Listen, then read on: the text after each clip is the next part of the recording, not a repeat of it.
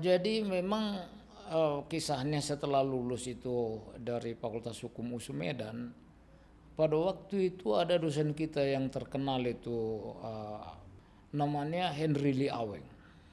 Henry Lee. Aweng.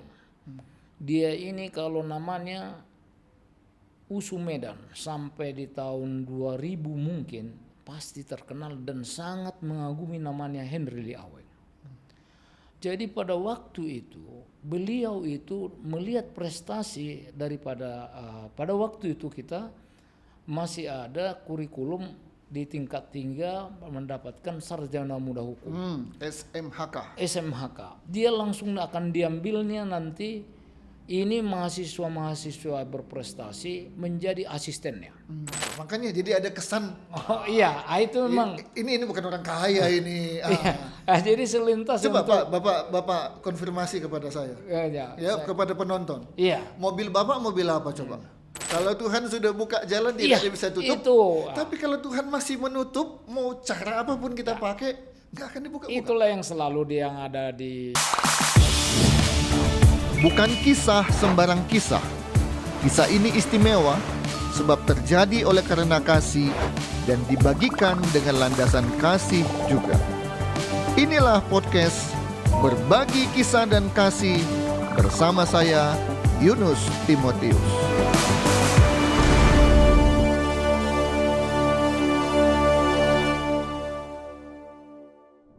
Puji Tuhan, bertemu kembali dengan saya Yunus Timotius dalam podcast Berbagi Kisah dan Kasih. Sebuah podcast rohani yang jumlahnya sedikit di Indonesia. Kami selalu berdoa, kami selalu berusaha agar podcast Berbagi Kisah dan Rohani yang sudah dimulai bisa terus berjalan, dan yang terutama konten-konten yang kami sajikan kepada para penonton menjadi berkat dan memberkati para penontonnya. Terima kasih buat para penonton yang sudah mendukung kami dengan doa, mendukung kami dengan subscribe, dengan like dan share. Kami sangat menghargai itu. Dan teruslah dukung dan doakan kami supaya seperti saya katakan tadi, podcast ini menjadi berkat bagi para penontonnya. Kali ini saya mengundang seorang narasumber yang saya sudah kenal cukup lama. Dan beliau bersedia hadir, dan saya perkenalkan, inilah Bapak Dr. Johnlar Purba SH MH. Saat ini beliau menjadi hakim tinggi di Pengadilan Tinggi Jawa Barat. Mari segera kita mulai perbincangan kita. Kita akan dengarkan kisah yang akan disampaikan oleh beliau dalam kehidupannya, dalam profesinya, di mana tangan dan kasih Tuhan sungguh-sungguh bekerja dalam hidupnya, dan ini akan kita dengarkan kisahnya. Mari kita akan segera ngobrol dengan Bapak Johnlar. Apa kabar Pak Johnlar? Puji Tuhan, luar biasa. Luar biasa. Gak nyangka Pak ya kita bisa ketemu dalam podcast ini Pak ya. Ya betul sekali Pak ya. Jalan Tuhan memang luar biasa. Ya, oke. Pak Johnlar, saya kenal Bapak mungkin 15 tahun yang lalu, sewaktu Bapak masih menjadi hakim di Pengadilan Negeri Balai Bandung. Iya, benar sekali. Iya kan? Ya betul Pak. Ternyata hari ini Bapak sudah jadi hakim tinggi, kita bisa bertemu, itu Tuhan luar biasa. Pak, Bapak lahir di mana Pak? Saya lahir di Tapanuli Utara. Tapanuli Utara. Tepatnya Dulok Sanggul. Dulok Sanggul. Yang saat ini dia menjadi pemekaran dari Kabupaten Tapanuli Utara. Sekarang dia disebut Kabupaten Humbang Hasundutan. Humbahas. Ya, lebih populer Humbahas Pak Yunus. Apalagi Pak waktu itu menjadi terkenal gara-gara apa? Anjing makan kol. Oh, ya lagunya itu. Ada lagunya kan? Iya, ada lagunya. Iya kan? Oke. Tapi yang terkenal di sana sate kuda Pak ya. Daging kuda. Daging kuda ya, di Dolok Sanggul ya. Di Dolok Sanggul. Oh, Bapak lahir di sana? Lahir di Dolok Sanggul. Sampai tahun berapa dan usia berapa tinggal di sana Pak? Oh, tepatnya saya lahir itu di tahun 1962 ya, tanggal 23 Mei tahun 1962. Di situ saya sekolah di kampung, namanya di Dolok Sanggul itu, tepatnya SD nomor 1 Sosor Gonting pada waktu itu. SD negeri tentunya. Ya, tentunya sampai di tahun 1973 ya tamat, baru melanjutkan sekolah SMP saya di Lintong Nihuta. Oh, itu daerahnya terkenal itu, Pak. Ya, Lintong Nihuta, SMP Katolik Santo Yosef SMP. di SMP. Dari situ karena termasuk itu sekolah favorit lah pada waktu itu, karena saat ini ya hampir, apakah kemarin saya ke sana masih ada SMP itu tidak tahu saya. Tapi saya di situ masuk SMP itu tinggal di asrama Don Bosco. Oh. Asrama Don Bosco. Saya tamat SMP di tahun 1976. Disitulah saya tamat itu diutus pada waktu itu SMP, ada 2 orang kami.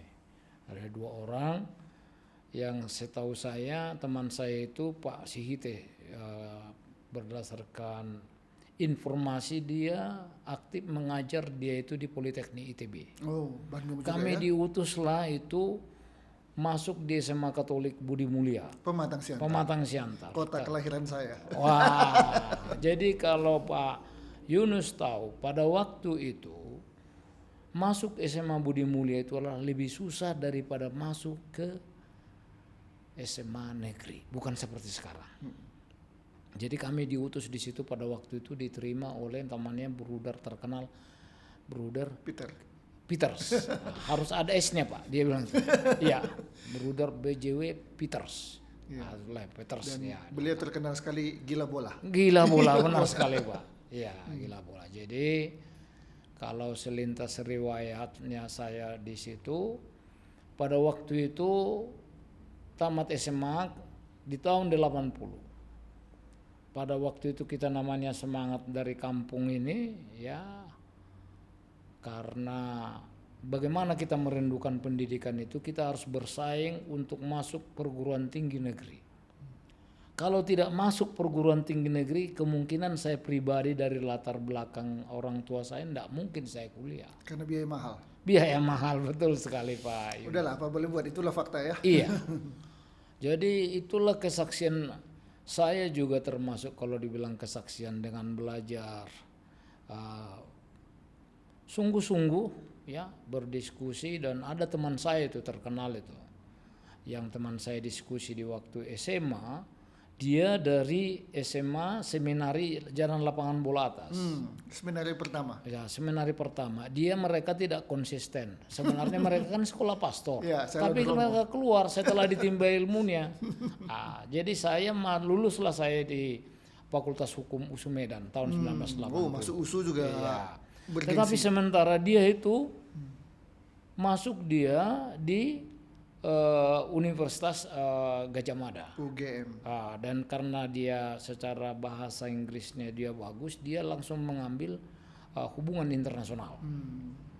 Dan dia itu yang dia cita-citakan. Dan saya dengar saking berhasilnya teman saya ini, dia itu doktor dari Universitas Heidelberg Jerman.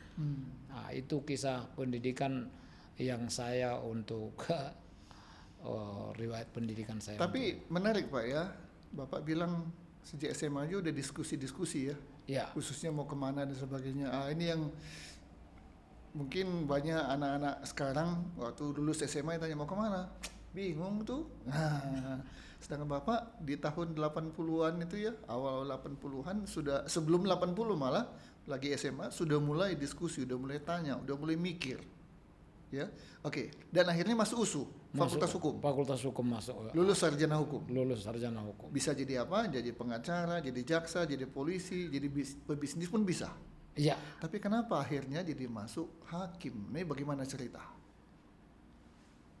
Jadi memang kisahnya setelah lulus itu dari Fakultas Hukum USU Medan, pada waktu itu ada dosen kita yang terkenal itu, namanya itu dari Tionghoa. Bapak itu terkenal itu, kalau memang itu bapak-bapak, ibu, saudara sekalian pernah mendengar itu di tahun 70, 80 sampai 90, namanya Henry Lee Aweng.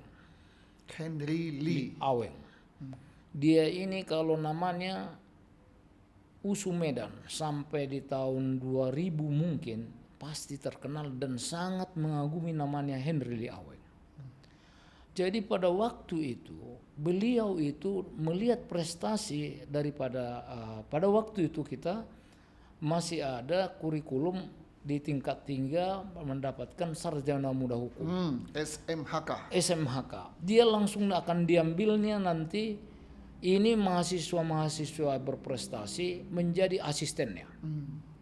Jadi mau jadi pengacara sebelum kita lulus S1 ataupun sarjana lengkap disebutkan pada waktu itu.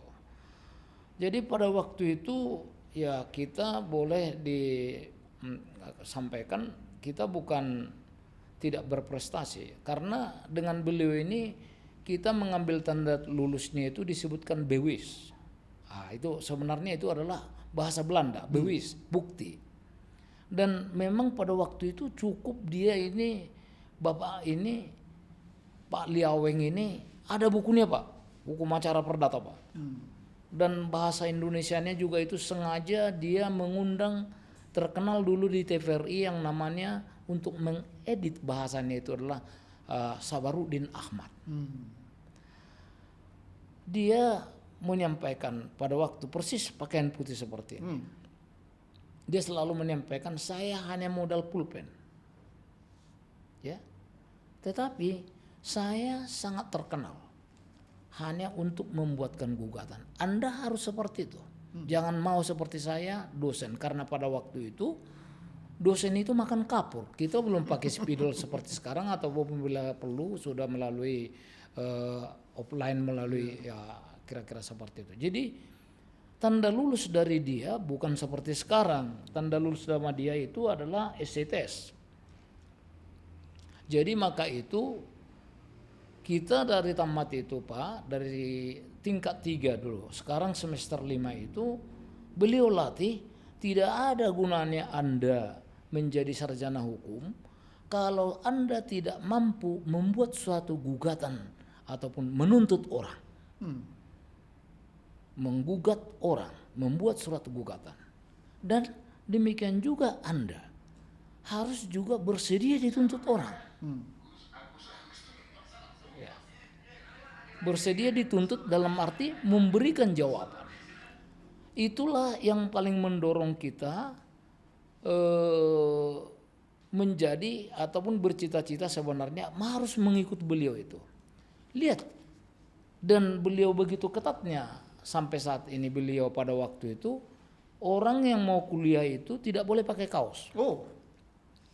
Ya, kalau saya yang ngomong pasti diperhatikan, dia bilang baju saya ini harga 50.000 tapi kalau saya bilang ini adalah 500.000 Anda pasti percaya. Betul. Karena tahu Anda saya banyak duit. Itulah yang paling mendorong kita dulu untuk bagaimana fakultas hukum ini, dan itu saya menyampaikan itu yang kita pertanggungjawabkan. Seorang sarjana hukum itu harus bisa menjadi hakim, harus bisa juga menjadi jaksa berdasarkan ilmu ataupun pengetahuan hukum yang Anda pelajari. Ya, kira-kira seperti itu. Jadi yang mau saya sampaikan tadi itu bahwa Pak Lee Aweng menyampaikan, bukan menyaksikan ataupun menyampaikan kepada beliau saya dalam konteks ini, tapi dia bilang ujian kami hukum acara perdata itu adalah bagaimana teknik menggugat gugatan, membuat suatu gugatan, bagaimana menjawab, bagaimana mengajukan suatu eksepsi, bagaimana untuk mengajukan suatu kesimpulan, bagaimana untuk membuat suatu putusan. Itu yang harus bertanggung. Dan sampai saat ini juga saya kalau ada orang berhadapan dengan sarjana hukum, saya tanyakan itu, mampu membuat gugatan? Itu basic. Nah, itu yang menjadi basic. Jadi pada waktu itu sangat populer pada waktu itu memang untuk namanya tidak begitu menjanjikan ataupun katakanlah pada waktu itu untuk tes itu harus dibuka hampir pada waktu itu setiap tahun. Jadi tahun 80 tes untuk menjadi hakim. Yang disebut dengan cakim itu. Cakim dulu pada waktu calon hakim. Iya. Jadi saya tamat di tahun 85. Pada waktu itu termasuk bisa di angkatan yang cepat itu. Ya. Persis hampir 5 tahun dia udah tamat, bukan seperti sekarang. Kalau sekarang ini kan 4 tahun sudah perlu ada lulus. Gimana caranya dalam tapi itu kan karena berdasarkan SKS. Kalau kita dulu kan sistem semester. Sistem semester kita habisin dulu ini baru kita masuk ke berikutnya. Ya. Saya mempunyai namanya karena ini termasuk di bagian kesaksian rohani. Pada waktu tahun 1985 saya lulus. Di tahun 86 saya langsung ikut tes calon hakim. Ada sesuatu yang mendorong Bapak tidak memilih jadi jaksa, tidak memilih jadi pengacara, tapi memilihnya hakim. Sebenarnya itu yang mau saya sampaikan tadi. Tidak ada yang langsung merekrut kita untuk bisa jadi asistennya. Kalau dari segi umpamanya untuk kebutuhan kita survive, karena secara ekonomi maunya kita langsung harus beracara, langsung kita dibayar. Jadi oleh karena itu pilihan satu-satunya pada waktu itu kita karena dibuka jalan itu ada tes secara itu objektif. Tes Cakim di tahun 1986. Tapi yang mau saya ceritakan itu saya begitu menyedihkan bagi saya itu peserta tesnya itu di tahun 86 adalah sekitar 100 sekian orang karena tesnya itu adalah sampai memakai sistem lampu merah, kuning, hijau. Kalau lampu merah jangan sampai Anda menyelesaikan ujian karena itu lagi dibacakan soal. Lalu nanti waktunya habis harus dalam hijau harus kita menyelesaikan secara essay test. Jadi lebih tegang dong. Lebih tegang. Jadi itu persiapan. Tetapi yang mau saya sampaikan di sini tahun 1986 itu persisnya di tanggal 1 November 86 begitu kecewanya saya terhadap namanya umpamanya saya sampaikan ke Tuhan lah ya. Karena pada waktu itu saya tidak lulus padahal begitu saya sangat dibutuhkan untuk namanya keluarga saya juga. Orang tua saya juga untuk namanya mempunyai penghasilan pas-pas. Sementara saya mempunyai saudara banyak. Dan pada akhirnya ternyata saya tidak dinyatakan lulus dan semua pada waktu itu peserta yang saya sampaikan tadi pesertanya itu adalah 100 lebih yang lulus dari Sumatera Utara itu karena setiap pengadilan tinggi yang menyelenggarakannya. Yang lulus pada waktu itu kalau tidak salah hanya 24 orang. Dari 24 orang ini lulus menjadi calon hakim itu adalah sekitar entah ada 10 atau tidak ada separuhnya. Dipanggil lagi tapi tetap tidak lulus. Jadi karena pada akhirnya saya tidak ada untuk menganukan menerima seperti itu sementara di Jakarta pada waktu itu. Saya secara terus terang menyampaikan di kantor pengacara siapa saya yang akan untuk jadi saya secara terus terang di Jalan Cikini 3 ada di situ Abi Kusno saking karena tidak ada seperti aplikasi lamaran seperti sekarang itu tes. Saya langsung melamar ke beliau, Pak. Saya bisa melamar pekerjaan untuk menjadi asisten Bapak. Kalau Bapak meragukan kemampuan saya, silakan saya tes, Pak. Iya, saya tawarkan itu.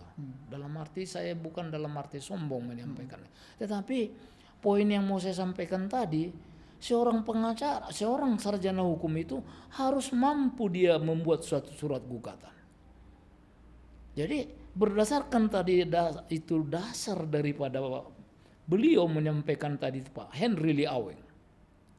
Itu yang menjadi dasar kita karena dia juga memberi nilai ke kita bahwa kita sudah cukup mampu untuk bagaimana menuangkan kalau dalam istilah gugatan itu namanya kita menuangkan identitas para pihak, fundamentum potendi ataupun posita dalil-dalil daripada suatu gugatan demikian juga petitum.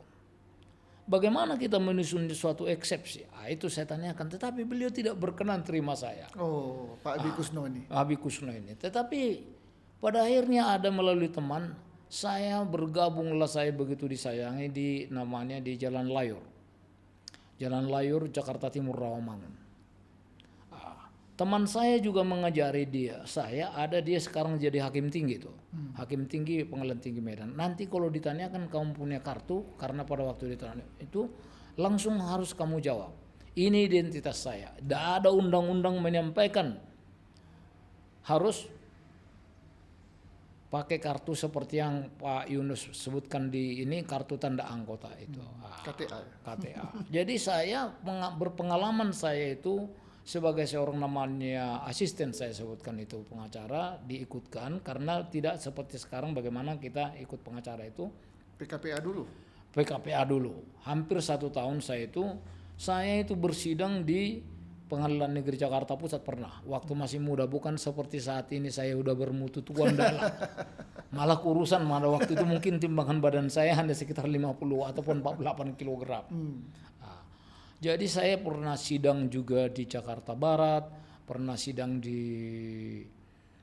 Jakarta Timur, yang tidak pernah di Jakarta Utara.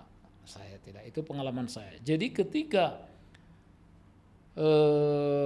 karena saya sampaikan di sini, saya yang tidak lolosnya itu adalah di psikotes. Karena kalau di psikotes ini saya mohon maaf, atau bisa saya sebutkan apabila saya salah, itu sudah menyatakan like dislike. Saya inginkan ketidak orang ini atau tidak. Itu kecewaannya saya, karena pada waktu itu tidak peserta yang melihat dari kemampuan saya itu bahwa saya itu tidak mungkin lulus. Jadi artinya Pak, setelah Bapak menjadi asisten pengacara di Jakarta Timur Rawamangun, Bapak lihat ada kesempatan menjadi calon hakim lagi? Iya, itulah. Nah, makanya itu yang mau saya sampaikan juga Pak. Berdoalah saya pada waktu itu masih di Departemen Kehakiman yang terkenal di Kuningan. Departemen Kehakiman itu gagah, itu Direktorat Jenderal Badan Peradilan. Sebelum tahun 2000 berapa lupa saya, sebelum ada yang sekarang di bypass. Dalam doa saya sebutkan di situ kepada Tuhan, karena saya akan ikut tes secara tertulis tadi di Stadion Bojonegoro yang ada di Kuningan. Sumantri. Bojonegoro Sumantri. Di GOR. Saya teslah di situ. Saya menyebutkan kepada Tuhan, kalau memang nanti Tuhan saya tidak lulus di psikotes, lebih baik di tertulis ini jangan lulus lagi saya. Ya, kira-kira seperti itu optimistis saya. Tes, lulus. Doa saya seperti itu pada waktu tes di tahun 1987. Kalau tidak salah di sekitar bulan Juli atau bulan Agustus. Puji Tuhan, saya ternyata dinyatakan lulus di bulan Desember dan betul, Tuhan menjawab doa saya, kira-kira seperti itu. Nggak kecewa lagi? Tidak kecewa saya pada waktu seperti itu. waktu ikut di Medan. Jadi pada waktu itu saya termasuk, saya sampaikan di kesaksian saya ini. Pada waktu itu saya konsisten dengan brosur yang disampaikan Departemen Kehakiman. Negara memanggil Anda. Begitu. Ternyata saya peserta daripada Jakarta. Tetapi pada kenyataannya penempatan saya bukan ditempatkan saya di Jakarta. Tetapi untuk saya refleksi kepada diri saya bahwa Tuhan yang menginginkan saya, kira-kira seperti itu. Ternyata saya kok jadi ditempatkan saya di Pengadilan Negeri Sukabumi. Walaupun sebenarnya Jakarta dan Sukabumi nggak terlalu jauh-jauh tidak banget, terlalu jauh, tetapi dari segi untuk namanya mengabdikan diri untuk belajar perkara karena berdasarkan persoalan-persoalan yang diajukan yang menjadi pekerjaan atau core bisnis yang ada itu di Pengadilan Jakarta, pasti dengan sendirinya kita harus lebih belajar dibanding umpamanya pada waktu itu di tahun 88 perkara berapalah perkara yang ada di Pengadilan Negeri Sukabumi. Jadi, tetapi poin yang mau saya sampaikan di situ adalah bagaimana penyertaan Tuhan, bahwa Tuhanlah yang termasuk menempatkan di ada rencana Tuhan. Ada rencana Tuhan itu. Yang waktu itu Pak Jonathan tidak ngerti. Tidak mengerti. Bahkan sedikit komplain. Ya, kok Sukabumi? Kok Sukabumi tetapi ya memang mungkin itu aturannya gitu maksud saya tadi. Itu pengaturan karena itulah yang diatur dari pengadilan. Itu saya menyampaikannya itu karena setelahnya saya baru mengerti. Loh, Karena ada informasi apakah resmi atau tidak resmi, jelas atau tidak jelas. Informasi nilai dia kan namanya orang Batak ini kan dia bilang nilai itu bagus katanya kan. Tapi dalam hati saya karena itu bisa dilihat dari urutan NIP. 0400 53 616. Saya masih di nomor 616 dimulainya itu dibanding dengan NIP orang masih jauh di belakang ya. Dan saya perhatikan juga di dalam pada kenyataannya umpamanya masuk di Diklat, masuk di Cinere pada waktu itu. Lah orang ini ditempatkan lebih bagus dengan saya, tetapi ya kira-kira seperti itu tanda petiknya, berarti ya meskipun tidak dalam konteks ya kira-kira seperti itu Pak Yones. Oke. Akhirnya penempatan jadi hakim di Pengadilan Negeri Sukabumi. Calon hakim. Sebagai calon hakim di Pengadilan Negeri Sukabumi. Iya. Berapa lama? 4 tahun menjadi calon hakim. Betul-betul belajar kita di situ. Ya bolehlah semuanya kita belajar dari situ, namanya sebagai bukan seperti sekarang lagi jauh. Oke. Setelah dari Sukabumi? Setelah dari Sukabumi itu secara tidak terduga mana yang paling jauh, ke situ pula saya yang ditempatkan saya di Pengadilan Negeri Merauke tahun 1992. Ujung Indonesia. Ujung Indonesia. Timur. Iya. Merauke. Tapi untung lah Pak, daripada kita sekedar nyanyi dari Sabang sampai Merauke. Sekarang betul-betul ada di Merauke. Betul Pak. Tapi tetap itu namanya saya refleksi juga itu kepada diri saya. Bukan saya mohon maaf saya menyampaikannya itu salah. Bukan Anda yang mau menentukan itu, saya yang menentukan memilih. Karena di sana saya dalam perjalanan itu juga dalam ibadah cukup luar biasa. Karena perjalanan saya dari Tanjung Priok naik Umsini 7 hari. KM Umsini. Dan di situ setiap malam itu ada orang dari itu selalu mengajak beribadah. Wah, tiap malam itu saya senang itu. Saya senang, saya berserah kepada Tuhan. Karena pada waktu itu saya nyampe ke Jayapura, saya harus naik pesawat lagi ke Merauke. Ke Merauke itu merpati pada waktu itu hanya 3 kali dalam 1 minggu. Ada yang berbaik hati satu kamar dengan saya. Minta saya menginap nanti di tempat saya, Om, nanti dibelikan tiket nanti untuk kita cari tiket katanya. Saya anukan ada koper saya lah itu lengkap itu. Saya ingat itu dalam perjalanan Jayapura bisa saya bayangkan itu karena saya kan lama di Papua. Saya tahu itu saya turun dari kapal, tidak tahu tujuan saya kira-kira seperti itu. Tetapi begitu membahagiakan saya di Merauke itu. Jauh, tapi semuanya pengalaman saya cukup banyak di Merauke. Saya hampir 6 tahun di Merauke jadi hakim. Jadi awalnya mungkin berpikir, Tuhan mau buang saya ini.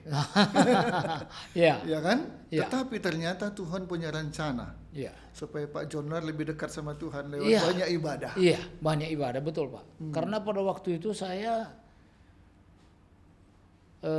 di Merauke itulah saya menikah. Oh, dapat jodoh di sana. Dapat jodoh dari waktu kawan teman di Sukabumi. Tapi jadi menikah setelah jadi hakim. Jadi waktu pindah ke Merauke sudah jadi hakim itu? Jadi hakim, tapi masih sendiri. Oke. Nah, kalau di Sukabumi kan masih cakim. Iya, masih cakim. Di Merauke sudah jadi hakim? Sudah. Berapa lama di Merauke? 6 tahun saya di Merauke. Cukup lama ya? Cukup lama. Di sana punya anak lah di sana. Dan salah satu hikmahnya mungkin sudah akrab lah dengan Papua ya? Akrab dengan Papua di termasuk samping orang-orang Papuanya ya? Dengan orang Papua di samping itu. Pada waktu itu belum pemekaran itu, sekarang sudah 4 kabupaten itu Merauke itu. Dan bahkan sekarang tahun 2023 atau 22 kalau tidak salah sudah Provinsi Papua Selatan. Jadi dulu asalnya hanya Papua, iya. Sekarang sudah 3 provinsi di sana. 3 provinsi, 3 lebih sekarang. Kalau Kabupaten Merauke itu 18 kecamatan. Saya beruntungnya itu di situ karena tadi itu dari Jayapura ke Merauke itulah kita Pak baru kenal naik pesawat Pak. Ongkosnya 185.000, saya ingat itu Pak. Iya. Jadi di Merauke inilah saya diajak juga kalau namanya untuk beraktif ibadah itu loh Pak, itu yang saya paling hikmah kalau di Papua deh. Saya bandingkan kalau ditempatkan saya di mana selain di Papua. Dengan segala keterbatasannya. Dengan segala keterbatasan. Tapi disitulah Tuhan hadir, Iya. dekat. Iya. Luar biasa. Iya, buktinya saya di situ masih muda, belum ada. Maka itu sampai sekarang itu saya tidak, ya namanya fleksibel saya dalam hal mengikuti umpamanya kegiatan rohani ini. Karena apa? Di situ rutin mungkin kalau di perkotaan saya perhatikan, saya hidup di kota ini tidak terlalu ibadah itu aktif Pak. Aktif ibadah setiap minggu, ibadah-ibadah keluarga. Jadi karena saya aktif itu, saya pada tahun 95 itu aktif saya langsung di pencalonan majelis gereja. Oh. Iya. Di gereja apa di sana Pak? Di Gereja Protestan Indonesia. Yang dulu itu dari GPM, Gereja Protestan Maluku. Nah, itu yang paling sangat hikmah dari saya sampai saat ini yang tidak bisa terlupakan dan termasuk perjalanan hidup saya dalam penyertaan Tuhan. 6 tahun di Merauke. 6 tahun di Merauke. Setelah itu saya pindah ke, tadi makanya saya bilang itu, lihat itu ada latar belakang di belakang itu, saya lihat itu pantai itu seperti itu di Pulau Bintan ataupun persisnya pemandangan di daerah Batam saya bilang. Oh, pindah ke Tanjung Pinang. Tanjung Pinang. Iya, ke Pulau Riau. Dari Merauke ke Tanjung Pinang. Ke Tanjung Pinang. Pulau Bintan. Pulau Bintan. Berapa lama di Pengadilan Negeri Bintan ya? Pengadilan Negeri Tanjung Pinang. Tanjung Pinang. Tanjung Pinang. Berhadapanlah kita dengan mana di situ dengan Singapura dengan Malaysia.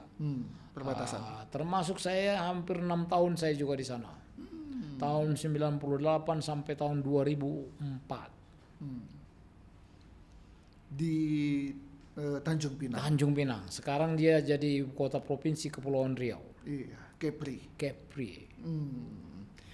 Kalau pindah begitu Pak, keluarga dibawa ke Tanjung Pinang atau dibawa ya? Dibawa. Pindah ke sana. Oke. Dari Tanjung Pinang 6 tahun di sana, setelah itu pindah ke Bengkulu. Pindah ke Bengkulu, Pengadilan Negeri Bengkulu. Pengadilan Negeri Bengkulu. Oh. Berapa lama di Pengadilan Negeri Bengkulu? Di Pengadilan Negeri Bengkulu itu saya dari tahun 2004 sampai 2007. 3 tahun. 3 tahun. Pindah lagi ke? Saya pindah lagi masuk saya Pegunungan Jayawijaya Wamena. Balik lagi. Ya, di Wamena. Wamena. Ya. Balik lagi ke sana, pegunungan. Pegunungan di Kabupaten. Berapa Jawa. tahun? Saya di sana itu sudah menjadi calon pimpinan ataupun sudah pimpinan tetapi posisi wakil ketua pengadilan negeri. Oh, WKPN. WKPN. Berapa tahun Pak?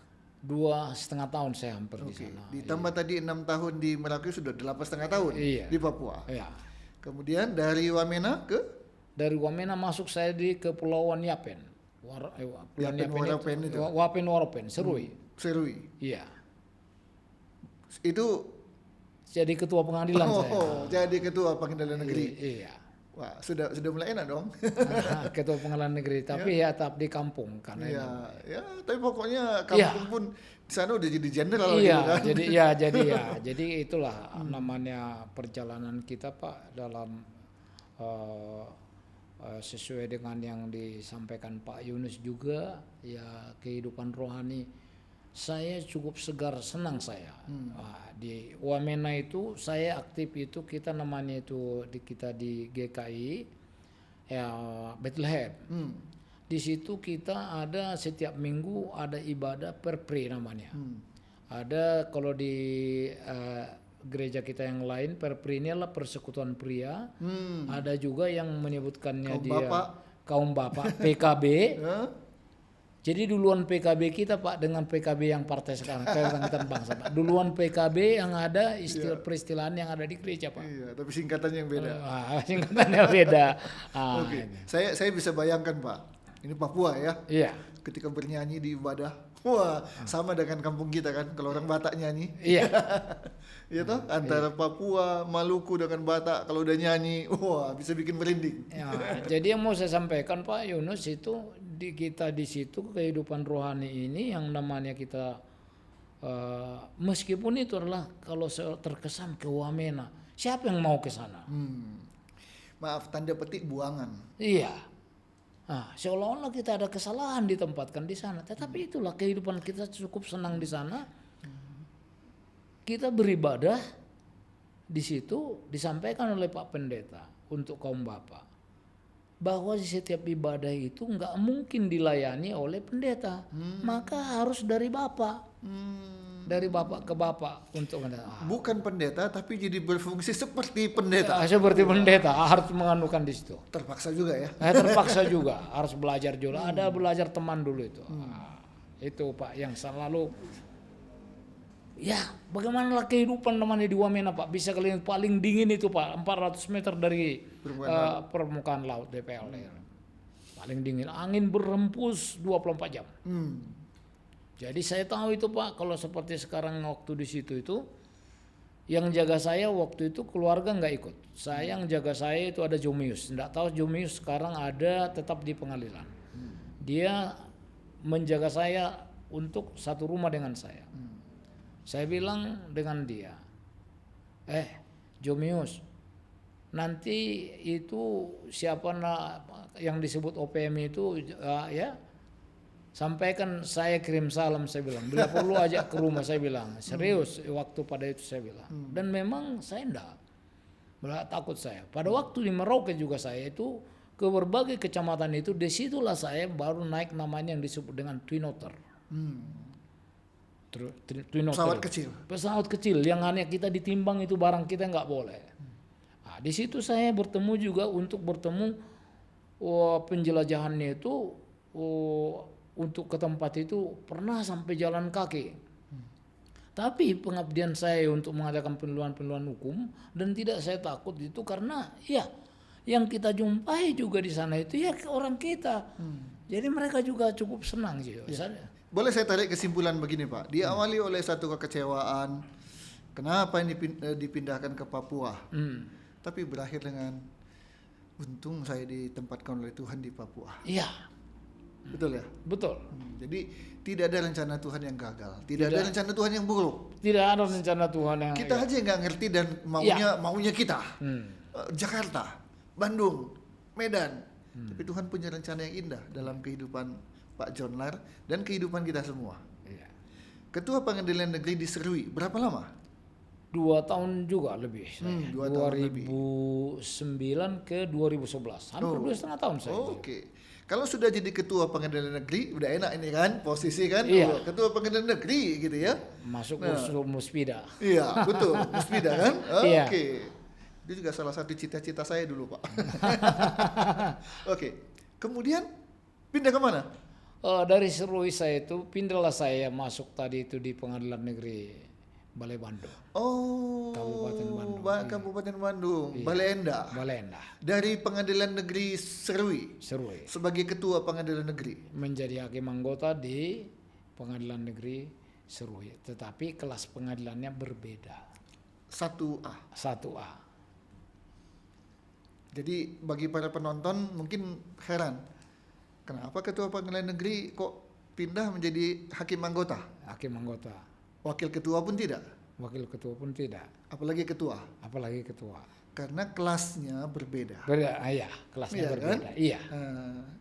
Jadi kalau menjadi hakim anggota di kelas 1A harus di kalangan hakim lah. Ini sudah gengsinya udah beda. Iya.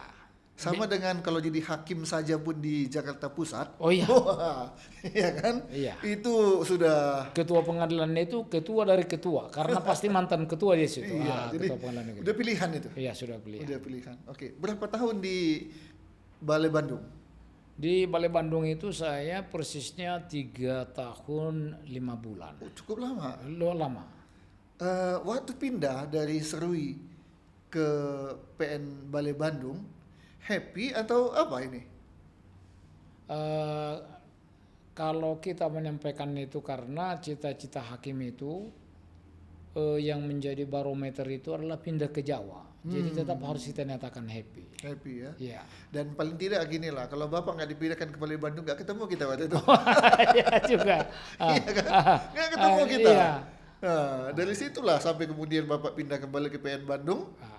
Saya ketemu lagi. Dan kemudian itu jadi dari Balai Bandung Bapak ke PN Bandung. Masuk ke Pengadilan Negeri Bandung saya. Wah, ini udah ibu kota Provinsi Jawa Barat. Iya. Ya kan? Lebih berkelas lagi karena dia Pengadilan Negeri kelas 1A khusus. Iya. Iya. Oke. Dari Pengadilan Negeri Bandung ke Padang. PN Iya. Padang. PN Padang. Termasuk saya itu demosi. Oh iya. Iya. Itulah termasuk kalau dibilang memberontak, iya. Itulah poin ataupun semacam kesaksian yang mau saya sampaikan. Saya ketika di Pengadilan Negeri Bandung itu saya adalah dari segi pendidikan juga saya pada waktu itu menjadi S3 saya sudah tahun 2016 saya promosi doktor. Tetapi dari segi pengalaman kerja juga saya sudah layak saya untuk dipromosikan menjadi hakim tinggi. Dan saya sudah mengikuti apa yang disebut dengan semacam fit and proper test di Pengadilan Tinggi tahun 2016. Tetapi saya sudah berdoa kepada Tuhan supaya saya dipromosikan. Tahu-tahu malah didemosi saya ke Pengadilan Negeri Padang. Harusnya naik jadi hakim tinggi, Iya, karena malah tetap jadi hakim dengan kelas yang iya di bawah. di bawah. Karena 1A. Dan gaji juga pada waktu itu menjadi kurang 2 juta. Sedih lagi dan kecewa lagi. Saya kecewa lagi. Nah, terus bagaimana Bapak menyikapi itu? Saya tetap menyampaikan ya kepada Bapak itu bukan ya bahwa kalau Anda menyatakan itu suatu kekecewaan meskipun itu dalam tanda petik daripada menyatakan ada yang berkompeten sakit hati dengan saya bahwa saya tidak layak katanya dipromosikan langsung hakim tinggi. Tetapi saya percaya bahwa itu juga terjadi, saya harus ke Padang saya jalani, harus merupakan juga bahwa itu peristiwa itu terjadi adalah atas persetujuan Tuhan. Ada campur tangan Tuhan. Ada campur tangan Tuhan. Karena saya juga dijanjikan, ada dari teman juga, dari pimpinan juga menyampaikan, jalanin aja. Pasti nanti Anda akan tetap dipromosikan. Betul juga. Indah pada waktunya. Indah pada waktunya. Dan betul juga. proses jalani lah. Iya, proses dijalani. Dalam doa saya gitu. Kita mau dalam doa kita itu menyampaikan supaya ditinggikan seolah-olah dalam peristiwa itu direndahkan, kita dijatuhkan. Tetapi poinnya di situ benar. Saya tetap menyampaikan bahwa kondisi saya meskipun saya boleh dibilang stres, tapi stres sehat saya. Tahunnya saya 3 di situ 3 tahun. Tahunnya yang 3. Saya kesana itu tahun 2018, 2019, 2020. Saya sudah dipromosikan ke menjadi hakim tinggi di Maluku Utara. Oh. Itu makanya. Jadi dipersiapkan di sana ya. Dipersiapkan di Maluku Utara. Tetapi ke Maluku Utara juga saya sebenarnya seolah-olah kan bukan promosi. Masa saya harus dikembalikan ke timur? Saya tadi dijumlahkan di Pengadilan Negeri Merauke, di Pengadilan Negeri Wamena, di Pengadilan Negeri Serui dikembalikan. Kalau bisa ya maunya saya apakah ke Kalimantan, tetapi enggak. Nah, Anda harus ke Maluku karena Anda harus bertemu juga di situ dengan orang Anda. Betul juga. Saya dengan pihak kita punya jemaat juga di sana. Sangat mereka menyambut saya di situ. Sukacita ya. Sukacita. Bertemulah kita dengan namanya Jemaat Maluku Utara yang disebut dengan menjadi jemaat saya di Gereja Masehi Injil Halmahera. Jadi kadang-kadang pengorbanan kita itu menjadi sukacita bagi orang lain. Iya. Kira-kira seperti itu. Jadi saya mau sampaikan sampai detik ini juga tetap komunikasi saya dimanapun tempat itu, apakah dari Wamena, terutama dari Indonesia Timur, Merauke, dari Maluku, komunikasi saya dengan pihak gereja tidak pernah terputus. Oh, luar biasa, puji Tuhan. Iya, hamba-hamba Tuhan yang di sana Tanjung Pinang juga mungkin. Ini gak usah lah, kalau Bengkulu pasti, karena saya baru beberapa hari dari Bengkulu. Itulah selalu dalam kehidupan saya, selalu sukacita saya. Saya sebutkan seperti itu. Dan terbukti Pak, untuk Bapak sampaikan itu, untuk menguji bahwa saya ini adalah diberkati Tuhan dalam posisi ini. Tahun 2021 saya yang menurut Undang-Undang Mahkamah Agung itu, Undang-Undang Nomor 3 tahun 2009, bahwa untuk menjadi calon hakim agung itu harus 3 tahun dulu jadi hakim tinggi. Tetapi pada waktu itu di judicial review 1 hari juga yang penting jadi hakim tinggi.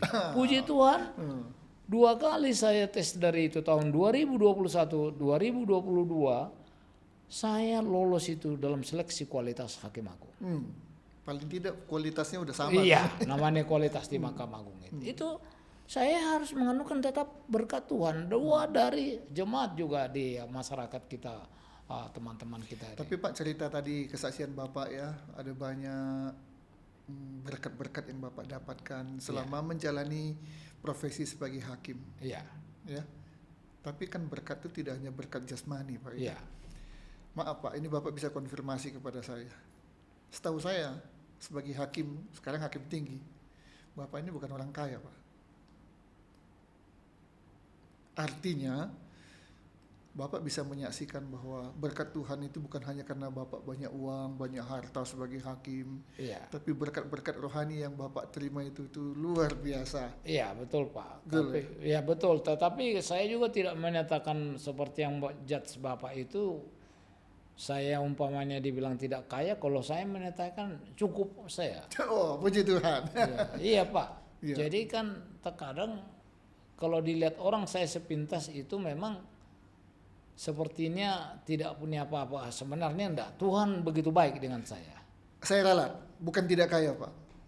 Tapi Bapak kelihatannya hidupnya sederhana Pak. Makanya jadi ada kesan. Oh iya, itu memang. Ini bukan orang kaya ini. Jadi selintas. Coba Pak, Bapak konfirmasi kepada saya. Kepada penonton. Iya. Mobil Bapak mobil apa coba? Kalau sebenarnya punya saya Pak. Punya. Cuma kan ini yang namanya, apakah ya, mohon maaf kepada Bapak Ibu yang tonton acara kami ini, terkadang yang mungkin sebagian mengetahui ataupun setuju atau tidak yang perlakuan saya. Sebenarnya punya saya Pak, kelas Pajero punya saya mobil Pak. Tapi sukanya pakai mobil yang tua? Mobil tua ada. Motor lengkap saya. Cuma saya, profil saya memang tidak begitu suka. Saya itu penampilan umpamanya di kantor itu pakai makanya orang itu langsung lihat saya, dilihat kesehatan saya, naik ojeknya saya. Dan dilihat saya belakangan ini selalu saya persiapkan diri saya pakai sepatu cat joggingnya saya supaya lincah. Saya naik Damri jurusan Ciberem itu saya. Lebih nikmat rasanya saya itu, lebih nyaman juga saya. Apalagi hujan umpamanya kan gitu. Jadi yang saya maksudkan, kalau anak saya itu menyampaikan itu, anak saya ini, Bapak ini jangan, sementara mereka kan ada umpamanya kendaraan motor, masa Bapak, dari Bapaknya kami itu kok nggak tega seperti itu. Padahal mereka itu tidak tahu bagaimana saya membawakan diri saya, tidak merugikan orang, saya kira-kira seperti termasuk itu. Sekarang Bapak dalam berapa? Belum sebulan ya? belum sebulan, mau tadi 1 bulan. Dari Hakim Tinggi Maluku Utara pindah ke Hakim Tinggi Bengkulu, Pengadilan Tinggi Bengkulu. Dari Pengadilan Tinggi Bengkulu dapat kabar, Pak Yunus saya sudah di Bandung. Iya. Aduh, per tanggal berapa? Per tanggal 11 November. Iya. Oke. Namanya hakim tinggi Pak. Iya. Ya, karena kami kan profesi sebagai pengacara, ya dunia hukum lah sama. Ya. Namanya pengadilan tinggi dan Bapak adalah hakim tinggi. Kita nggak tahu berapa gajinya, tapi udah tahu lah bagaimana posisinya gitu ya. Iya. Harusnya kan udah pakai mobil. Iya. Kerja. Tapi Bapak sehari-hari dari rumah ke kantor Pengadilan Tinggi Jabar naik apa? Kadang naik Grab, tapi rata-rata saya naik ojek motornya saya. Oh, nah gitu kan. Tapi ini kan tidak pura-pura sederhana kan Pak ya. Well, sederhana, tetapi kalau di situ Pak Yunus, yang mau saya sampaikan, Tuhan bekerja untuk namanya saya minta keadilan yang terjawab. Itu sebenarnya paling poin penting yang saya anukan di podcast ini. Kenapa? Saya dipindahkan ke Maluku Utara, ya seolah-olah buangan kira-kira seperti Seolah-olah. itu. Ya, Maluku Utara saya hampir 3 tahun. Cukup lama. Cukup lama. Saya sudah menunjukkan bahwa saya seleksi kualitas hakim agung lulus saya. Persaingan di situ lumayan Pak dengan pihak-pihak. Ya, se-Indonesia itu. Se-Indonesia. 2 tahun. Tetapi kok dipindahkan lagi saya ke Bengkulu? Bahwa tipe dari Pengadilan Tinggi Maluku Utara itu sama dengan Pengadilan Tinggi Bengkulu, tipe B. Jadi Tuhan. seolah nggak berguna 3 tahun Iya, itu ya. seolah-olah kita tidak punya kemampuan kita untuk menyelesaikan itu. Jadi kita berdoa kepada Tuhan. Tuhan menunjukkan ada orang pasti yang menunjukkan, menganukan, membawakan keluhan kita ini, poin kita ini ke yang berkompeten. Ternyata terjawab. Makanya kebanyakan orang langsung bisa melihat saya, lah John Lar Purba belum berapa tahun di Bengkulu sudah langsung Pengadilan Tinggi Jawa Barat. Wah itu. Jadi saya juga kesaksian saya seperti itu. Tidak di podcast Bapak ini. Di gereja GKI Bengkulu juga saya sampaikan itu karena kebetulan saya aktif namanya tadi. Kalau di gereja di kami ada dulu di Merauke itu Perpri dan PKB. Sekarang kalau kami di GKI Bengkulu PPG. Persekutuan Pria Gereja. PPG. Saya menyampaikan di situ bagaimana pada waktu itu tanggal 9 Oktober. 9 Oktober pada waktu itu pengumuman di Mahkamah Agung, saya minggu depannya itu langsung berkesaksian bagaimana Tuhan bekerja luar biasa. Jadi artinya sama dengan seperti yang tadi itu, doa kita, setiap doa kita bukan tidak dijawab oleh Tuhan. Tuhan selalu mendengar, menjawab doa kita, tetapi doa kita tidak selalu sesuai dengan keinginan kita. Tetapi Tuhan menjawab sesuai dengan kehendaknya. Bahwa Dia adalah memberikan selalu yang terbaik. Itulah yang sebenarnya poin yang harus selalu kita sampaikan dalam hidup. Saya terinspirasi dengan apa yang Bapak ceritakan ini. Dari kecewa menjadi sukacita. Iya. Kecewa karena kita belum mengerti apa kehendak rencana Tuhan. Ya itulah yang mau saya maksudkan. Tapi belajar bahwa apapun yang Tuhan putuskan kita harus terima itu dengan taat dan lakukan itu dengan gembira. Dan akhirnya ini rencana dan maksud Tuhan. Nah, sukacita akan muncul. Iya. Dan akhirnya 11 November Bapak sudah ada di Bandung, sebagai hakim tinggi di Pengadilan Tinggi Jawa Barat. Jadi biar bagaimanapun Bapak tidak cerita, ataupun kalau Bapak masih punya saudara seorang hakim, apalagi di level pengadilan tinggi, pasti dibaca pengumuman TPM itu Pak. Saya itu, wah hebat ini pasti seperti itu. Dia tidak tahu ini anak Tuhan. Kira-kira seperti itu. Kalau Tuhan sudah buka jalan tidak ada bisa tutup. Itu. Tapi kalau Tuhan masih menutup, mau cara apapun kita pakai, nggak akan dibuka-buka. Itulah yang selalu yang ada di Bapak itu. Apakah di podcast Bapak, kesaksian Bapak, dan selalu yang tulisan-tulisan saya ya. Tulisan-tulisan Pak yang khotbah Bapak. Saya rajin ngirim ke Pak John lah tiap minggu. Itu yang saya anukan. Tetapi dalam hal ini juga itu Pak, kalau nanti silakan Pak. Bagaimana secara tidak langsung Bapak menyatakan suatu pengalaman kerja saya, kesaksian saya juga yang begitu menyakitkan. Pernah juga itu yang saya alami itu. Ya. Itulah namanya saya sampaikan di pertemuan ini, dan barangkali ini saya anggap menjadi pengganjal saya juga, sampai saya kan 3 kali lulus saya tes calon hakim agung. Tahun 2021, 22, 23. Ya, 24 ini kemarin saya seperti yang saya sampaikan itu Pak. Bapak pada waktu itu kita ngobrol-ngobrol, Tidak saya sampaikan itu. Tetapi karena ini adalah podcast yang perlu ataupun saya sampaikan kepada bapak-bapak ibu yang menonton acara ini. Kalau tahun 1987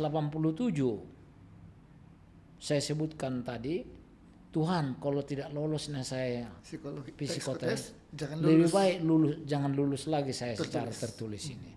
Ini juga Pak seperti itu.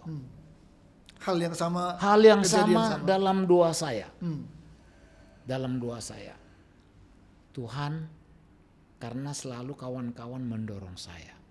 Never give up. Bapak ada menyebutkan di khotbah Bapak. Iya. Kalau tidak salah tidak 1 kali, 2 kali. Ya. Nah, dalam doa saya menyebutkan itu. Tuhan, kalau tidak lolosnya saya nanti jadi calon hakim agung, menjadi hakim agung dari komisi diwawancara publik, diajukan ke Komisi 3 DPR, lebih baik diawalinnya aja saya Tuhan tidak lulus. Betul dijawab Tuhan tidak lulus. Orang bagaimanapun tidak menganggap saya di tahun 2024 itu tidak lulus. Kenapa Pak? Saya mempunyai kesaksian. Saya pada waktu itu ujian seleksi kualitas adalah membuat makalah Pak. Tulisan yang disebutkan judul di situ, membuat kita tulisan. Kemudian hari kedua membuat putusan tingkat Mahkamah Agung ataupun putusan kasasi. Di pertama, kedua 2021, 22, 23 saya buatkan tulisan itu. Dinyatakan lulus. Dan sudah saya layak itu menjadi seorang hakim agung berdasarkan kualitas pekerjaan, tulisan, putusan yang saya buat. Poin yang mau saya sampaikan, ketika tes seleksi kualitas di tahun 2024, lebih bagus yang saya buat pada waktu 2021, 22, 23, saya buat, tetapi saya tidak lulus. Tapi tidak saya komplain. Ketika disebutkan sudah keluar dari komisi yudisial tidak lulus, Tuhan telah menjawab doa saya. Betul Pak, saya sebutkan itu. Karena tidak tahu lagi saya itu bagaimana sakit hatinya saya. Kalau ternyata umpamanya seperti yang baru-baru ini Pak kan. Calon yang ini kan ditolak semua di DPR Pak. Kan tahu kan? Ditolak kan nggak ada artinya. Bagaimana kalau saya ikut itu di dalam itu. Lebih jadi kecewa lagi. Itulah yang saya sebutkan Pak. Meskipun yang mau saya sampaikan Pak, di ganjalan saya pada waktu itu yang mau saya sebutkan itu tidak secara tegas disebutkan. Karena berdasarkan asesmen wawancara melalui akademis dari Human Care Consulting HCC, selalu yang uji saya luar biasa bagus. Semoga maju ke tahap berikutnya. Demikian juga dari komisioner. Tetapi mereka tidak menyebutkan Pak bahwa di mana yang menjadi kelemahan kita yang menjadikan jalan pekerjaan kita itu. Saya itu ada catatan saya Pak. Tidak mereka sebutkan itu. Itulah yang saya sebutkan ke Bapak tadi. Saya menolong orang. Ya, pada waktu itu. Tetapi justru saya dilaporkan secara tidak baik sampai saya diajukan ke penghakiman kalau saya sebutkan itu namanya saya. Ya, telah berbuat sesuatunya itu, Pak. Ya. Padahal tidak dilakukan. Tidak dilakukan dan diputuskan. Itu saya. Melalui hanya bertelepon dengan pihak biar Bapak tahu. Ya Pak. Jadi itu diputuskan Pak. Tetapi tetap menjadi catatan itu bagi saya Pak. Seolah-olah saya tidak berintegritas. Sampai kapanpun saya Pak itu. Karena dengan itu 3 kali Pak berturut-turut. Karena itu sudah ditanyakan Pak. Ke mereka. Ke komisioner. Di mana sih kelemahan Pak Purba itu? Orangnya sederhana seperti Bapak sebutkan itu. Itu udah saya disiasatin Pak. Datang ke Bengkulu mereka sebaik lulus. Di mana? Apa mobil Pak Purba itu? Diselidiki di Padang. Pada waktu itu Pak Purba ndak naik motor dari kantor, motor hybrid, dia naik angkot Trans Padang. Itu Pak Purba itu di Bengkulu sengaja mobil pernah saya bawa itu Pak. Saya pernah celaka tahun 2012, tidak celaka tetapi celaka artinya di kilometer 42 itu mobil saya Panther Pak. Pecah ban saya itu Pak, tapi di kilometer 42 saya ingat persis saya sendiri Pak. Jam 4:30 subuh supaya cepat bisa nyampe jam 7 di Balai Endah. Ditanyalah di Bengkulu karena mereka kan setiap provinsi ada perwakilannya. Ditanyalah mobil Pak Purba apa? Mereka langsung seperti itu penampilan itu. Mobil itu ada mobil tua, mobil Panther di situ. Masa? Iya. Padahal hakim tinggi itu ada orangnya itu kan gitu kan. Itu ada mobilnya di situ di garasi katanya kan. Terus gimana? Dia sederhana orangnya itu Pak, karena diinformasikan kepada adalah semacam mereka itu kalau seperti Bapak mungkin tidak ada jaringannya, tapi pengacara-pengacara masyarakat di sini diwawancara Pak. Bagaimana kehidupan dia, apakah dia proaktif, gimana perkaramu itu? Itu dinilai secara komprehensif kan? Kantor pertanahan seperti Balenda itu pasti karena saya pernah tugas di Balenda pasti ditanya, adakah ada sertifikat atas nama saya atau keluarga saya? Kantor pertanahan Kota Bandung, karena ada ketahuannya. Ketika di Tanjung Pinang lupa saya ada Pak. Ketika di Tanjung Pinang ditanya, seingat saya ada tanah Bapak ini di Batu 8, Batu 9. Bapak tidak laporkan katanya. Udah serta. Saya lupa.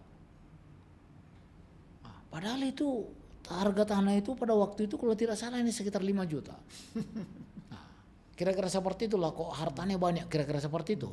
Itu yang menjadi pertanyaan. Jadi pada waktu itu yang mau kita tampilkan seperti itu. Kita hidup sederhana dan di samping itu juga menjaga image masyarakat. Kira-kira seperti itu. Itulah yang sampai saat ini Pak, saya menjadi pergumulan dalam kehidupan saya, tetap bersyukur pada Tuhan bahwa meskipun peristiwa yang ada tadi terjadi ada pada saya membantu orang tetapi mencelakakan saya dan menjadi seolah-olah ganjalan di dalam peningkatan karir saya. Tetapi tetap saya ambil sisi positifnya bahwa dengan cara itu Tuhan selalu memberitahukan saya tetap harus bersyukur dengan keadaanmu sekarang. Manusia bisa mereka-rekakan yang buruk, tapi Tuhan bisa merubah menjadi yang baik. Itulah yang selalu saya pikirkan sekarang Pak. Seperti yang pas minggu lalu kalau tidak salah, hampir seminggu yang lalu Bapak menyampaikan ke saya. Bagaimana Pak hikmahnya setelah gagal calon hakim agung, ya Bapak masih berkeinginan, ini saya masih tetap mendua. Karena di sisi lain ini itu kan belum ada pengumuman. Nanti pengumuman berikutnya belum bisa saya karena syaratnya belum. Saya 2 kali berturut-turut tidak boleh, ketiga harus istirahat. Jeda dulu. Jadi ini juga langsung nanti saya masih berpikir itu. Seperti yang Pak bilang itu bahwa seperti yang kisah di Alkitab itu seorang janda itu yang melawan hakim yang lalim itu kan. Daripada saya kasihlah. Jadi kita harus tekun berdoa. Andalkan Tuhan. Ada orang yang sangat ingin tapi nggak pernah tercapai. Tapi ada orang yang nggak ingin malah mendapat. Itulah yang mau saya sampaikan menyambung pertanyaan dari Bapak itu. Semacam kalau Tuhan membuka nggak ada yang tutup. Tidak terselami daripada pikiran Tuhan. Itu yang selalu memang terima kasih pertama saya sampaikan kepada Pak Yunus lewat podcast ini saya mempunyai memberitahukan kesaksian saya. Karena untuk keluarga saya juga dan meyakini juga saya sampaikan itu, demikian juga di kelompok jemaat saya juga yang PPG yang terakhir di Bengkulu. Mereka memonitor saya juga termasuk itu karena saking semua peduli sama dengan saya sampaikan tadi juga Pak, andalkan Tuhan seperti yang Pak bilang itu, saya sangat cukup terinspirasi karena di kita muda, saya di Siantar sekolah itu menerima CD gereja itu, ayat CD saya itu adalah Yeremia 17 ayat 7. Itu yang diandalkan Tuhan. Berbahagialah orang yang mengandalkan Tuhan, yang menaruh harapannya kepada Tuhan. Jadi saya sangat suka cita keberadaan saya sekarang. Jadi kalau Pak lihat itu memang sebagian besar orang tidak menduga. Makanya saya selalu sering berpenampilan topi itu saya tertutup supaya karena dengan bermuka tua saya seperti ini uban ini langsung orang kenal itu Pak Purba. Saya langsung menutup diri bila perlu. Pakai jaket seperti itu karena lah kok Pak Hakim ini naik pernah itu Pak kejadian di Padang. Saya pakai safari itu Pak, bayangkan. Pakaian kebesaran. Pakaian kebesaran masuk di Trans Padang. Ya, sementara anak sekolah gitu kan. Pernah ada penumpang itu kenal saya. Lah, Pak Hakim, kata saya. Oh iya Pak, saya bilang gitu kan. Jadi meskipun tanpa itu sebenarnya banyak juga penumpang itu, terutama anak sekolah itu kalau melihat saya di tempat itu halte yang dekat pengadilan, sudah biasa penumpangnya penuh, orang itu memberikan tempat duduk bagi saya. Tetapi terkadang yang itu tadi yang seperti Pak bilang itu, Bapak ini kenapa nggak naik mobil kira-kira seperti itu kan? Gitu. Jadi ya, tapi saya sampaikan ke teman juga, ruang parkir juga di pengadilan tinggi sulit, saya bilang terbatas. Jadi kita kalau datang ke pengadilan tinggi Jabar Pak udah bagiannya di luar aja. Bagian di luar memang enggak. Ya itu sama dengan di tempat ini juga Pak, di apartemen. Kita bukan masalah soal biayaan ya, tapi kan susah. Oke Pak, satu pertanyaan terakhir.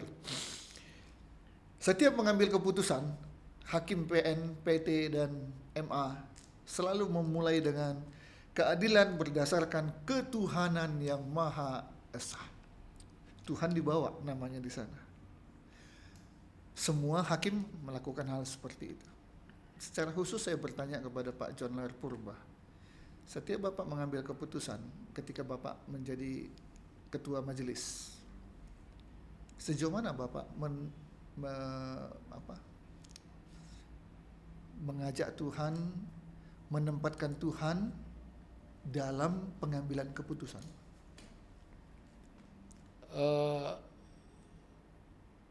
Dalam konteks ataupun mengimplementasikan yang disebut dengan ira-ira setiap putusan pengadilan yang dengan menyebutkan kata-kata atau ira-ira demi keadilan berdasarkan ketuhanan yang Maha Esa. Saya secara pribadi saya juga itu dari sejak menjadi hakim Pak, saya mengimplementasikannya itu tetap saya selalu berdoa Pak. Berdoa pada Tuhan, memohon hikmat.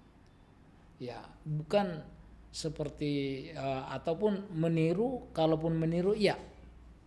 Karena pernah ada teman dan mungkin ataupun seorang ketua pengadilan tinggi ya, Pak, beliau udah pensiun, dia orangnya pintar. Dia menyebutkan hakim ini, bagaimana seorang hakim yang berhikmat, kira-kira seperti itu. Jadi dia menyebutkan itu, tipe hakim itu ada 3. Pertama, tipe daripada Kayafas. Bapak lah merefleksikan itu, atau Bapak Ibu pendengar ataupun penonton, bagaimana Tuhan diperhadapkan dengan pertama Kayafas. Kemudian dia dibawakan dengan Pontius Pilatus. Pontius Pilatus menyatakan, saya tidak menemukan kesalahan orang ini, tetapi dia hukum berdasarkan suara permintaan orang banyak. Tetapi hakim yang bijaksana adalah Salomo. Dalam hal konteks itu juga lah saya kalau menjawab pertanyaan Bapak itu, apakah kena ataupun penonton juga percaya atau tidak, tetapi dari hati yang paling dalam saya selalu itu memohon hikmat dari Tuhan seperti layaknya Salomo di dalam memutus Kata kuncinya hikmat Tuhan. hikmat Tuhan. Karena saya juga harus menyampaikan, saya sudah menjadi hakim berarti untuk saat ini 92 berarti 32 tahun Pak ya. 32. 32 tahun saya. Bahwa putusan yang saya ambil itu, baik saya itu apalagi terutama saya menjadi ketua majelis, adalah memang itulah hikmat dari Tuhan yang saya tuangkan dalam putusan, dengan tadi yang sesuai dengan undang-undang, dengan kepala atau irah-irah kata-kata demi keadilan berdasarkan ketuhanan yang Maha Esa. Jadi sampai saat ini saya tetap memohon hikmat kepada Tuhan untuk mengambil setiap keputusan. Tidak berarti saya menyampaikan itu bahwa apakah setiap putusan pengadilan itu adil. Menurut saya adil itulah. Tetapi karena di dalam berperkara itu, perkara perdata, kalau dia gugatannya dimenangkan, padahal itu berdasarkan bukti dia menang, itu adil. Sementara di pihak lawannya tergugat itu yang kalah, padahal memang dia posisi kalah, pasti itu adalah suatu putusan yang tidak adil. Nah, artinya itulah hikmat yang Tuhan bikin buat ataupun berikan, anugerahkan kepada kita dengan mengambil putusan tersebut. Dengan sampai detik ini juga saya juga berusaha itu Pak. Sampai, dan itu yang saya mohonkan juga doa daripada termasuk Bapak juga.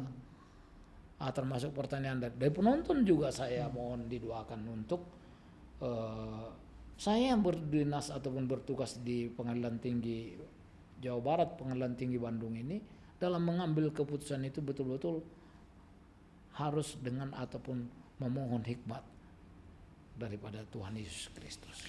Karena kita tidak hanya mempertanggungjawabkan kepada institusi, kepada rakyat, tapi yang terutama setiap keputusan dipertanggungjawabkan kepada Tuhan. Iya, itu poinnya sebenarnya itu Pak Yunus, itu yang mau saya sampaikan, bahwa itu pertanggungjawaban kita itu bukan hanya itu, tapi itulah yang mau kita sampaikan itu, bahwa harus kita tiru bagaimana namanya seorang Sulaiman Salomo, bukan hanya ahli hukum, ahli ekonomi, ahli kemasyarakatan segala macamnya itu yang kita tiru, bagaimana kita menjadi seorang hakim yang bijaksana. Bukan pintar kita, tapi belum tentu bijaksana. Betul. Tetapi kalau kita bijaksana berarti kita sudah menjadi orang pintar.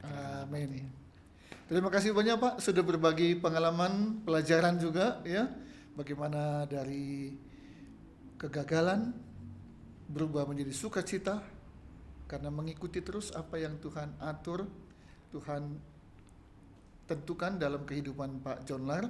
Semoga suatu waktu nanti ada sesuatu yang kejutan ya di luar apa yang diharapkan mungkin. Amin Pak. 3 kali mengikuti seleksi Hakim Agung, masih belum berhasil. Biar kehendak Tuhan yang jadi. Amin Pak. Ya, ini sekarang di tahun akhir 2024. Ya. 2025 atau 2026 masa tugas Bapak kan masih 5 tahun lagi kan? Ya, tahunnya 5, tapi 4 tahun 6 bulan lah. Ya, ya. hampir 5 tahun. Hampir 5 tahun. Iya. Kita berserah, kita berdoa, kita andalkan Tuhan. Pasti yang terbaik Tuhan berikan untuk Pak John Lar. Siap. Terima kasih, Tuhan berkati Pak. Ya, amin, terima kasih Pak Yunus. Para penonton, sebagai hakim tugasnya adalah memutuskan perkara dan memberikan keadilan. Walaupun tadi dikatakan yang menang bilang adil, yang kalah bilang gak adil. Begitu dibolak-balik juga selalu aja ada yang merasa adil, ada yang merasa tidak adil. Saya ingat apa yang dikatakan oleh dosen saya, waktu itu beliau menjadi wakil ketua Pengadilan Tinggi di Jawa Barat, Ibu Retno Wulan Sutantio. Ya. Kepada mahasiswa-mahasiswanya, terutama ya termasuk saya, beliau bilang, kalau kalian nanti lulus jadi sarjana hukum, jadi jaksa, jadi pengacara, jadi hakim, hanya satu yang perlu kalian ingat, cari keadilan.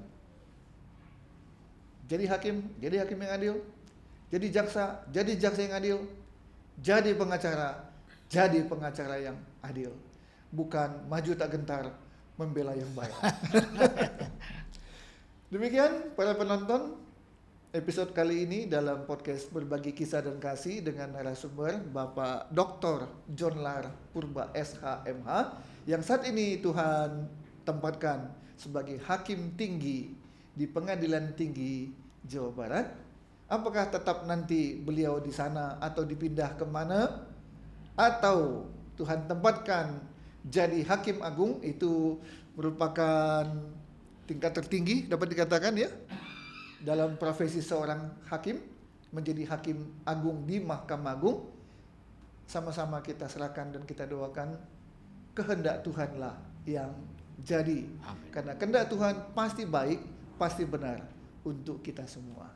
Sampai bertemu di episode yang akan datang.